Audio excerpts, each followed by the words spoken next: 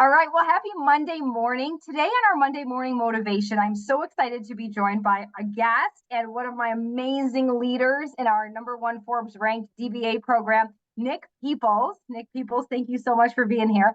And Nick I, works with customers and customer care and management. He manages a team. And he was sharing in our most recent DBA class, high performance leadership, this incredible meeting hack that he does to really help elevate his team and elevate the meetings. And I wanted him to share it with all of you because I think it's incredible. I shared it with our team and we're going to be using it. So, Nick, tell us about the three miracle meeting hack that you have. Thank you very much, Dr. Siegel. I appreciate you. I am very big on feedback. I'm very big on inclusivity. I'm very big on empowerment. A lot of the different things that we can just use to make our team members better. When I manage any team, when I lead any team, one of the first things that I tell the people that I'm leading is I don't work for my boss. I work for you. You are the person that I work for, that I'm accountable to. And it is my job to make sure that you have all the tools you need to succeed, but as well as mentally and personally succeed. So thank you very much. But just Love going that. Oh into my goodness. I love that. I don't work for my boss. I work for you. I just love that. yeah, Okay. So go ahead. oh Tell yeah, us these three things are so cool. yes. Well, with the meetings that we do, we call them huddles. We do them once a week. And the three most important things that I think that we can take from the huddles that I do is the first thing that we do before anything else is we start with a check of your not necessarily happiness, but your energy. So it's like a 1 through 5. Each person that's in the meeting on our shared sheet puts down their energy for the day, and then also something that they're grateful for. Not grateful, excuse me, that's at the conclusion, but something that they like the best of the week for them. Oh, I Um, love it. Like a highlight. I love it. Yes, absolutely. Just to, bring back, because a lot of times when you're at work, you kind of tend to focus on the things that were challenging or that were tough, or that, were maybe weren't always the most positive things. So this kind of just puts you in a mindset of, well, what was positive about the last week? Mm. What things worked? What won?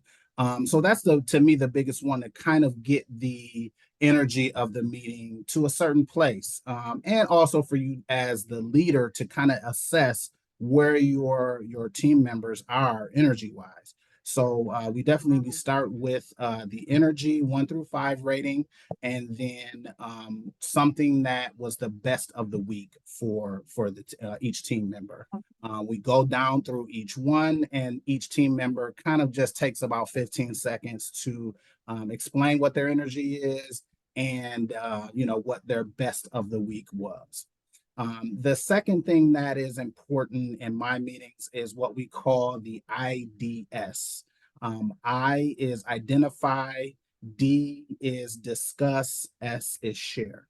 And we have a list of things that anyone from the meeting can add to that list of things that they want to talk about, that they want to discuss, that they want to share, anything like that. In addition to the on the IDS sheet, there is a priority. So it's 1 through 3. Things that are high priorities are ones. Things that are the lowest priorities are threes. And we are very big on staying on time with our meetings. We try not to go over. If it's 30 minutes, we try to keep it to 30 minutes. Of course, it doesn't always work that way, but for the most part, we try to keep our meetings within that time frame, just to respect everybody's time in their workday. So with the priorities, the things that are priority ones, we talk about first, and then twos, and then threes.